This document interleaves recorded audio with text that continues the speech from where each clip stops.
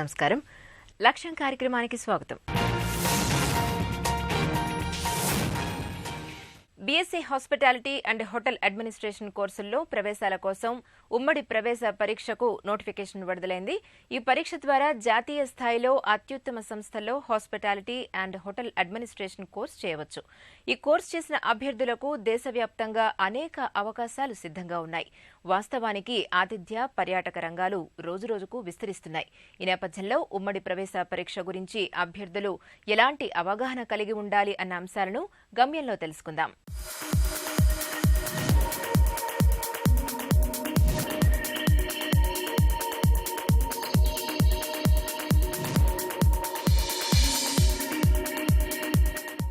దేశీయ, అంతర్జాతీయ స్థాయిలో పర్యాటక రంగం బాగా విస్తృతం అవుతున్న సంగతి మనందరికీ తెలుసు. పర్యాటక రంగం విస్తృతం అవుతున్న తరుణంలో ఆతిథ్య రంగం బాగా ప్రాధాన్యత సంతరించుకుంటుంది. ఈ ఆతిథ్య రంగానికి సంబంధించిన డిగ్రీ కోర్సే hospitality management and hotel management graduation programme. ఇది 3 సంవత్సరాల కోర్సు కాబట్టి ఈ ప్రవేశ పరీక్ష చాలా పక్కాగా రూపొందించారు. దీనికి కావాల్సిన ప్రకటన ఈ మధ్యనే వెలువడింది. ఈ ప్రవేశ పరీక్ష ఏప్రిల్ 29న జరగబోతోంది. దీని అప్లికేషన్స్ ఆన్లైన్లోనూ ఆఫ్లైన్లోనూ కూడా తీసుకోవడం జరుగుతుంది. అప్లికేషన్ తీసుకోవడానికి ఆఖరి తేదీ ఏప్రిల్ 14. అయితే ఇక్కడ ముఖ్యంగా మిగతా వృత్తుల కన్నా, మిగతా ఉపాధుల కన్నా ఈ పర్యాటక రంగంలో హోటల్ మేనేజ్మెంట్లో ఉపాధి సంపాదించుకున్న యువతకి కొన్ని ప్రత్యేకమైన లక్షణాలు ఉండాలని నేను భావిస్తున్నాను. ఈ రంగంలో పనిచేసే యువతకి చాలా లాభాలు ఉంటాయి. కారణం ఏంటంటే అనేక కొత్త ప్రదేశాలు సందర్శిస్తూ ఉంటారు, కొత్త వ్యక్తులతో మాట్లాడుతూ ఉంటారు, కొత్త మనస్తత్వాలు అర్థం చేసుకుంటూ ఉంటారు, కొత్త సంస్కృతితో పరిచయం ఏర్పడుతుంది, కొత్త ఆహారపు అలవాట్లతో పరిచయం ఏర్పడుతుంది. ఇలాగా ఎన్నో రకాల లాభాలు వాళ్ళకి ఉంటాయి. అయితే వీళ్ళకి వ్యక్తిగత జీవితంలో కొన్ని త్యాగాలు చేయాల్సి ఉంటుంది. ఎందుకంటే వీళ్ళకి ముఖ్యమైన లక్ష్యం ఏంటంటే అతిథుల యొక్క సంతోషం. ఈ రంగంలో పనిచేస్తున్న ఉద్యోగులు వాళ్ళ యొక్క వ్యక్తిగత జీవితాన్ని కొద్దిగా త్యాగం చేసుకొని సేవా తత్పరత అనే ఉద్దేశంతో పనిచేయాలి. ఇంకా మరికొన్ని లక్షణాలు వీళ్ళలో ఉండాలి. ముఖ్యంగా అతిథుల యొక్క మనస్సును అర్థం చేసుకోవడం, అతిథుల్లో ఉండే వైవిధ్యాన్ని గమనించుకోవడం, వాళ్ళని చాలా గౌరవ మర్యాదలతో ఆహ్వానించడం, వాళ్ళ యొక్క మనస్తత్వాన్ని అర్థం చేసుకొని వాళ్ళకి ఏమి కావాలో ముందే ఊహించుకొని వాళ్ళకి కావాల్సిన సౌకర్యాలు కలిగించడం. ఇది కొద్దిగా సైకాలజీ ఓరియంటెడ్ స్టడీ కాబట్టి అటువంటి అతిథుల యొక్క సైకాలజీని ముందే గమనించుకొని వాళ్ళకి కావాల్సిన సౌకర్యాలు ఎప్పటికప్పుడు సమకూరుస్తుంటే ఆ ఉద్యోగులు చాలా విజయవంతంగా తమ ఉద్యోగాన్ని నిర్వహించుకోగలుగుతారు అని కూడా గమనించుకోవాలి. సరే, ఇటువంటి ఉద్యోగ బాధ్యతలు కలిగిన ఈ పర్యాటక రంగంలో, హోటల్ మేనేజ్మెంట్ రంగంలో అసలు ముందు ప్రవేశించాలంటే ఇప్పుడు మనం చెప్పుకున్న ఈ డిగ్రీ కోర్సుని, 3 సంవత్సరాల డిగ్రీ కోర్సుని పూర్తి చేయాలి. ఈ 3 సంవత్సరాల డిగ్రీ కోర్సుని పూర్తి చేయాలంటే ముందు ఈ ఉమ్మడి ప్రవేశ పరీక్ష రాయాలి. దాన్నే జేఈఈ అంటారు. ఈ ఉమ్మడి ప్రవేశ పరీక్ష యొక్క వివరాలు మనం తెలుసుకోవాలి. దీనికి ఎవరు అర్హులు అంటే ఇంటర్మీడియట్ పాస్ అయిన అభ్యర్థులు, ఇంటర్మీడియట్ వొకేషనల్ కోర్సు పూర్తి చేసుకున్న అభ్యర్థులు కూడా దీనికి అర్హులే. దీనికి ప్రవేశ పరీక్ష వివరాలకు వస్తే ఈ ప్రవేశ పరీక్షలో 5 పేపర్లు ఉంటాయి. 5 పేపర్లకి మొత్తం మార్కులు 200. కాల వ్యవధి 180 నిమిషాలు. ఈ 180 నిమిషాల్లో 200 మార్కులతో 5 సబ్జెక్టుల మీద వీళ్ళు ప్రవేశ పరీక్ష రాయాలి అని మనం గమనించుకోవాలి. పోతే ఇది ఇక్కడ చిన్న విషయం పెట్టుకోవాలి. దీనిలో నెగిటివ్ మార్కింగ్ ఉంది. 0.25 నెగిటివ్ మార్కింగ్ ఉంది. అంచేత ఆన్సర్ చక్కగా తెలిస్తేనే దాన్ని ఆన్సర్ చేయాలి, లేకపోతే నెగిటివ్ మార్కింగ్కి తాకిడికి గురవ్వాల్సి వస్తుంది. ముఖ్యంగా ఈ పరీక్ష యొక్క వివరాలకు వెళ్తే ఈ 5 పేపర్ల యొక్క వివరాలు సంక్షిప్తంగా మనం ప్రస్తావన చేసుకుందాం. మొట్టమొదట ఫస్ట్ పేపర్ పేరు numerical ability and analytical aptitude. దీనికి 30 మార్కులు. రీజనింగ్ అండ్ లాజికల్ డిడక్షన్ 30 మార్కులు. General knowledge and current affairs 30 మార్కులు. ఇంగ్లీష్ లాంగ్వేజ్ 60 మార్కులు, యాప్టిట్యూడ్ ఫర్ సర్వీస్ సెక్టర్ 50 మార్కులు. ఇందులో విద్యార్థుల యొక్క దృష్టిని నేను ఒక విషయానికి తీసుకొస్తున్నాను. ఇంగ్లీష్కి చాలా ఎక్కువ మార్కులు ఇచ్చారు, 60 మార్కులు ఇచ్చారు. దీని విశేషం ఏంటంటే పర్యాటక రంగంలో అనేక రకాల దేశాల పర్యాటకులు సందర్శకులతో మాట్లాడాల్సిన అవసరం ఉంటుంది కాబట్టి అంతర్జాతీయ భాష అయిన ఆంగ్లంలో మంచి పట్టు ఈ అభ్యర్థులకు ఉండాల్సిన అవసరం ఉంది కాబట్టి అన్ని సబ్జెక్టుల కన్నా ఇంగ్లీష్ సబ్జెక్టుకి ఎక్కువ ప్రాధాన్యత ఇచ్చారు అని మనం గమనించుకోవాలి. కాబట్టి ఇక్కడ ఒకటే నేను మరీ చెప్తున్నాను, అతిథుల యొక్క సంతోషమే most important than your individual comfort. ఈ ఉద్యోగి అతిథుల యొక్క సంతోషానికే ప్రాధాన్యత ఇవ్వాలి. ఆ విధమైన మనస్తత్వం ఉన్నవాళ్లే దీనిలో బాగా పెరుగుతారు. అయితే ఇక్కడ ఆయా కళాశాల వాళ్ళు వీళ్ళకి ప్లేస్మెంట్కి పంపించే ముందు కూడా చాలా శిక్షణ ఇస్తారు. ముఖ్యంగా ఎక్కడ శిక్షణ ఇస్తారంటే యాప్టిట్యూడ్ విషయంలో శిక్షణ ఇస్తారు, యాటిట్యూడ్ విషయంలో శిక్షణ ఇస్తారు, బృంద చర్చల్లో గ్రూప్ డిస్కషన్స్లో ఇస్తారు, తర్వాత మౌఖిక పరీక్ష నైపుణ్యాలు అంటే ఇంటర్వ్యూ స్కిల్స్లో శిక్షణ ఇస్తారు. ఈ విధంగా తర్వాత పబ్లిక్ స్పీకింగ్లో శిక్షణ ఇస్తారు. ఎందుకంటే వీళ్ళ అతిథులతో ఎక్కువ మాట్లాడుతుంటారు కాబట్టి బహిరంగ ఉపన్యాసాలు అనే విషయం మీద కూడా మంచి చర్చిస్తారు. ఇలాగా వాళ్ళందరినీ కూడా 3 సంవత్సరాలు పాఠాలు చెప్పి వాళ్ళని తయారు చేసి ప్రాంగణ నియామకాలకు కావాల్సిన శిక్షణ కూడా ఈ కళాశాలల్లో నిర్వహిస్తూ ఉంటారు. కాబట్టి వీళ్ళకి భవిష్యత్తులో ఉద్యోగం దొరకదు అనే బాధ లేదు, మంచి ఉద్యోగాలు దొరుకుతాయి, చాలా ఆరోగ్యవంతంగా ఉంటారు. ఎందుకంటే వీళ్ళు అతిథుల యొక్క ఆహ్లాదం గురించి ఆలోచించేవాళ్ళు కాబట్టి వీళ్ళు కూడా ఆనందంగా ఉంటారు. వీళ్ళు ఎప్పుడైతే ఆరోగ్యంగా ఆనందంగా ఉంటారో, అతిథులందరినీ ఆనందంగా పెడతారో వీళ్ళ ఆరోగ్యం బాగుంటుంది, వీళ్ళ ఆలోచన విధానం కూడా బాగుంటుంది. వీళ్ళకన్నీ మంచి పాజిటివ్ నిర్మాణాత్మకమైన ఆలోచనలు వస్తాయి, అభివృద్ధిలోకి వెళ్ళే ఆలోచనలు వస్తాయి. కాబట్టి ఇటువంటి మంచి కోర్సుని సెలెక్ట్ చేసుకుని అభివృద్ధిలోకి రావడానికి ఎన్నో అవకాశాలు ఉన్నాయి. కాబట్టి భారతదేశంలో ఉండే యువత ఈ కోర్సు వైపు కూడా దృష్టి పెట్టి ఈ పరీక్షలు రాసి ఉత్తీర్ణులై ఉన్నత స్థానానికి వెళ్లాలని అభిలషిస్తున్నాను. ఇండియన్ బ్యాంకు, సిండికేట్ వంటి పలు బ్యాంకుల్లో ప్రొబేషనరీ ఆఫీసర్ల పోస్టులకు నోటిఫికేషన్లు విడుదలయ్యాయి. బ్యాంకులు వేరైనా పరీక్షా విధానం ఒకేలా ఉంటుంది. డిగ్రీ చేసిన అభ్యర్థులు ప్రొబేషనరీ ఆఫీసర్ పోస్టులకు పోటీ పడవచ్చు. ఈ నేపథ్యంలో ప్రొబేషనరీ ఆఫీసర్ పోస్టుల కోసం సిద్ధమయ్యే అభ్యర్థులు ఎలాంటి అవగాహనతో ముందుకు వెడితే విజయం సాధిస్తారో ఈ వారం మలుపులో తెలుసుకుందాం.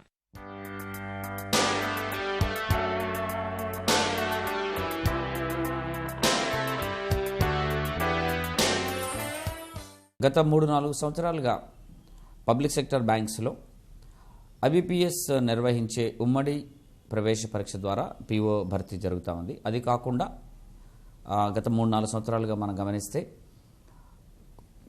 బ్యాంక్స్ అన్నీ కూడా ఇండివిజువల్గా పీజీ డిప్లొమా కండక్ట్ చేసి దాని ద్వారా అభ్యర్థుల్ని రిక్రూట్ చేసుకోవడం అనేది జరుగుతుంది.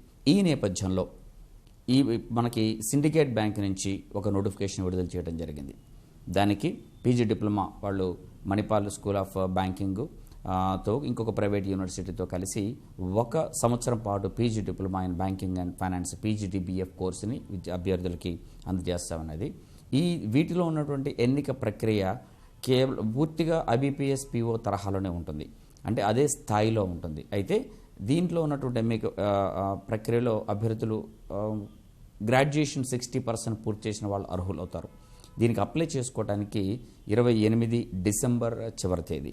అయితే అభ్యర్థులందరూ వయసు కూడా 20 నుంచి 28 సంవత్సరాల వరకు 1 అక్టోబర్ 2016 వరకు 20 నుంచి పూర్తి అయ్యి ఉండి 28 సంవత్సరాల లోపుగా జనరల్ అభ్యర్థులు ఉండాలి. అదే ఎస్సీ ఎస్టీ వాళ్ళకి ప్రభుత్వం నుంచి ఉన్నటువంటి వయో సడలింపు అనేది వర్తించడం జరుగుతుంది. అయితే దీంట్లో ఎన్నికైన అభ్యర్థులు ఒక రాత పరీక్ష ఆన్లైన్ ద్వారా నిర్వహించే ఒక రాత పరీక్ష రాయాల్సి ఉంటుంది. దాని తర్వాత వాళ్ళకి ఇంటర్వ్యూ కానీ లేకపోతే గ్రూప్ డిస్కషన్ కానీ ఏదో ఒకటి కానీ లేకపోతే 2 కానీ ఉండేటువంటి అవకాశం ఉంటుంది. సో అలా ఎన్నిక కాబడిన అభ్యర్థులకి 1 సంవత్సరం పాటు PG diploma in banking and finance కోర్సును నిర్వహించడం జరుగుతుంది. అయితే ఎన్నికైనటువంటి అభ్యర్థులు ఈ కోర్సు కోసం 3,50,000 రూపాయల ఫీజు చెల్లించాల్సి ఉంటుంది. అయితే ఈ ఫీజుని వాళ్ళు ఇమీడియట్గా కాకుండా వెంటనే వాళ్ళ మీద భారం, ఎటువంటి ఆర్థిక భారం లేకుండా సిండికేట్ బ్యాంకే వాళ్ళకి విద్యా రుణ సౌకర్యం కూడా కలుగజేస్తుంది. దీనిని వాళ్ళు కట్టిన తర్వాత వాళ్ళు 1 సంవత్సరం పూర్తయిన తర్వాత వాళ్ళు బ్యాంకులో చేరిన సమయం తర్వాత వాళ్ళకు శాలరీ వచ్చిన తర్వాతనే ఈఎంఐ రూపంలో ప్రతి నెల కొంత చొప్పున పే చేసే అవకాశం ఉంటుందన్నమాట. అలాగే ఈ 1 సంవత్సరం పాటు ఉండేటువంటి కోర్సులు 9 నెలల పాటు క్లాస్ రూమ్ కోచింగ్ ఉంటుంది. అలాగే ఒక 3 మంత్స్ పాటు సిండికేట్ బ్యాంకులోనే వాళ్ళకి ఇంటర్న్షిప్ ఉంటుంది, పనిచేస్తూ నేర్చుకునేటువంటి అవకాశం ఉంటుంది. ఆ 12 నెలల కోర్సు కంప్లీట్ చేసినటువంటి అభ్యర్థులకి పీజీడీబీఎఫ్ సర్టిఫికెట్తో పాటుగా ఏదైనా ఒక సిండికేట్ బ్యాంకులో ప్రొబేషనరీ అధికారులుగా నియమించడం అనేది జరుగుతుంది.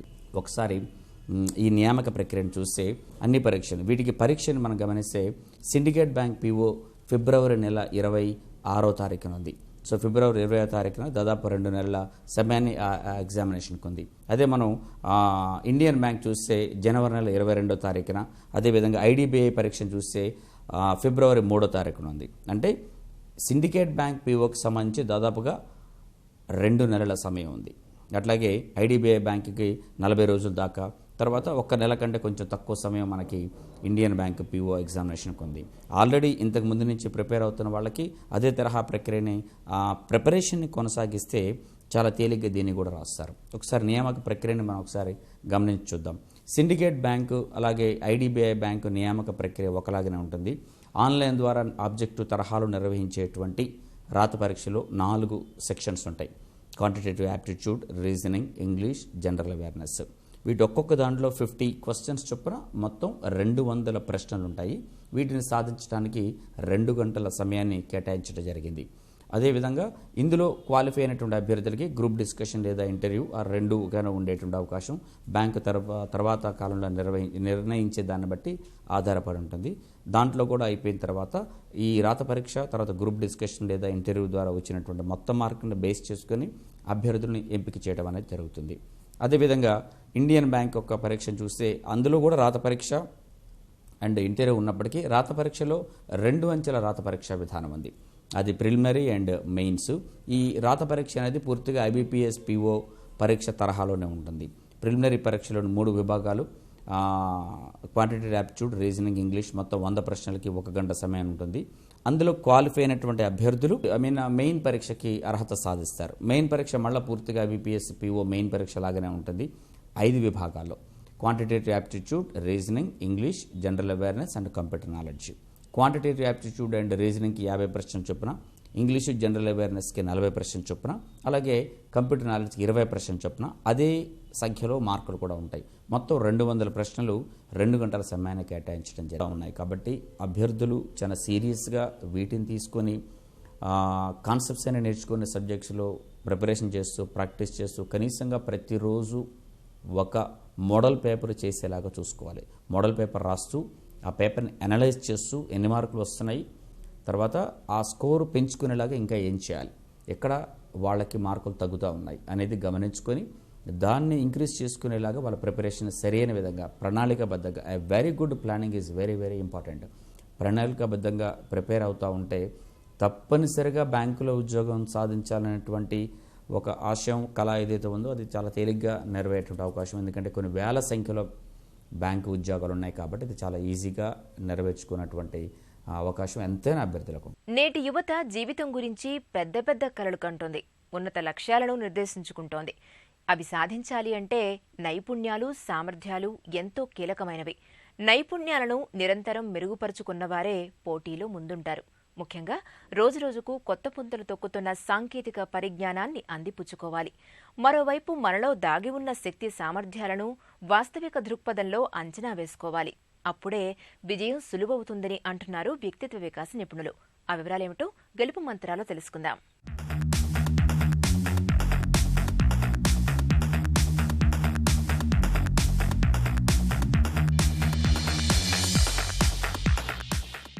మనం స్కిల్ గురించి వింటుంటాం. స్కిల్ అంటే నైపుణ్యం, మరి టాలెంట్ అంటే మరి అది కూడా నైపుణ్యమే. ఏంటి తేడా స్కిల్కి టాలెంట్కి? స్కిల్ అనేది ఎవరైతే సాధన చేస్తారో వాళ్ళకు వస్తుంది, మరి అదే టాలెంట్ అది పుట్టుకతో వస్తుంది. Talent comes by birth and skill comes by practice. అందుకే నైపుణ్యం కావాలనుకుంటే నిరంతరం సాధన చేయాలి.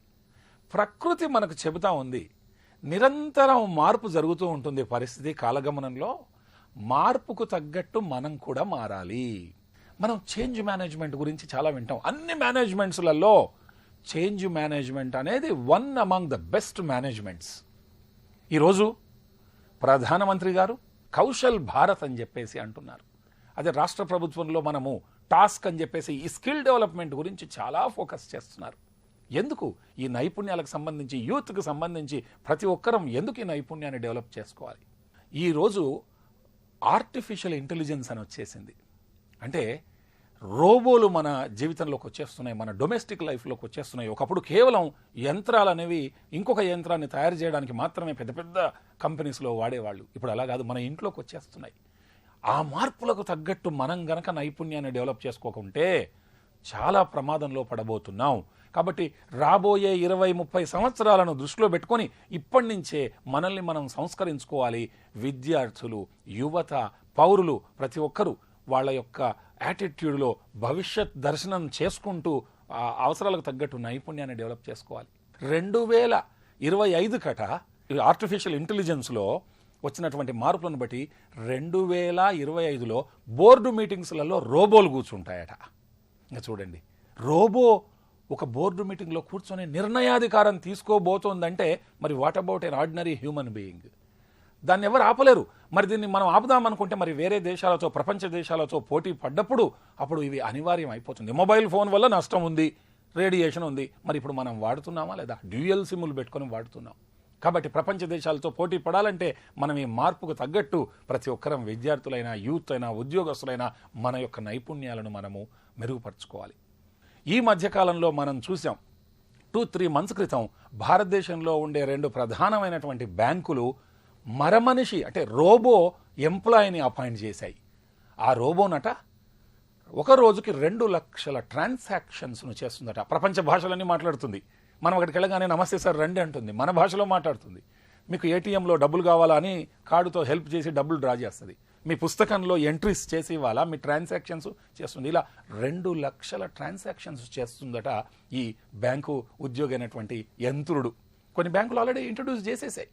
అదే మరి వ్యవసాయం తీసుకోండి. జపాన్లో ఒక పర్టికులర్ వ్యవసాయ క్షేత్రంలో విత్తనాన్ని తీసి దాన్ని శుద్ధి చేసి తర్వాత దున్ని, నాగళ్లతో నేలను దున్ని విత్తనాలను వేసాక ఆ కలుపు మొక్కలు తీసి పెంచి పెద్ద చేసి హార్వెస్ట్ వచ్చిన తర్వాత వాటిని బ్యాగుల్లో వాటిని సరిది మార్కెట్ చేయడానికి రెడీగా అన్ని రోబోట్స్ చేస్తున్నాయి. మరి ఆ వ్యవసాయ క్షేత్రానికి సంబంధించి ఎన్నో దేశాలు 10ల సంఖ్యలో రీసెర్చ్ చేస్తున్నాయి. అసలు ఎలా ఈ మరమనిషి ఇన్ని పనులు చేస్తూ ఉంది. మనం ఎలాంటి కంగారు పడక్కర్లే. మరి ఇలాంటివన్నీ మన లైఫ్లోకి వచ్చాక యంత్రాలు, ఆర్టిఫిషియల్ ఇంటెలిజెన్స్, మనం వాటిని ఎలా ఆపరేట్ చేయాలి, ఇలాంటి బిగ్ డేటా అనలిటిక్స్ అంటున్నారు ఈ మధ్యలో.